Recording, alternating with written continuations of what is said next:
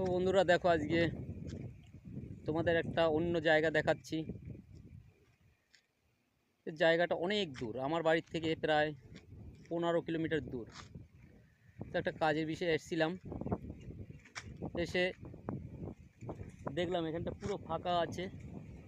ফাঁকা দেখে একটা মন চাইলো যে একটা ভিডিওই করি এখানে। ফাঁকা জায়গা যেহেতু, লোকজনও নেই, লোকজন একদম নেই, শুধু একটা লোক দেখা যাচ্ছে মাঠের ভিতরে জমিতে জল দিচ্ছে। তো আমি চিন্তা করলাম একটু জল খেতে হবে। তো জলটা খেতে হবে, কী জল চিন্তা করলাম কি একটু নুন চিনি জল বানাই।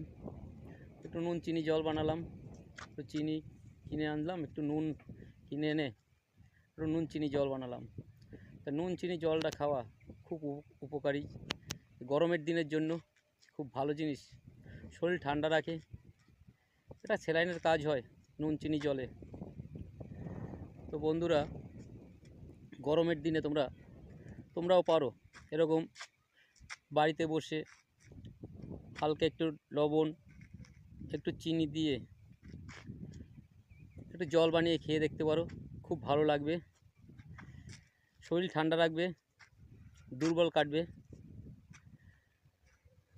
তো বলছি বন্ধুরা, আমার কিন্তু জলটা খেতে খুব ভালো লাগলো, নুন চিনি জল।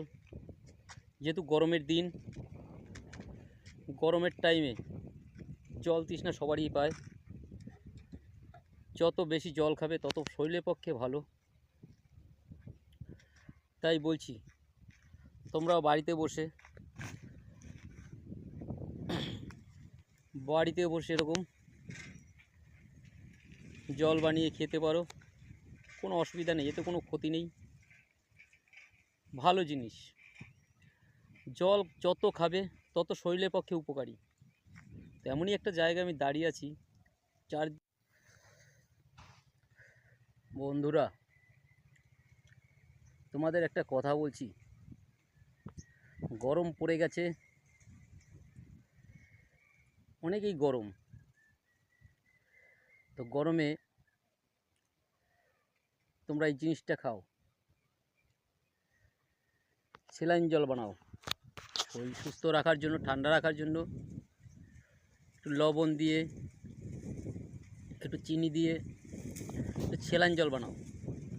তো স্যালাইন জলটা বানিয়ে ওটাই তোমরা খাও, দেখবে তোমাদের শরীরটা ঠান্ডা রাখবে, শরীরটা খুব ভালো থাকবে।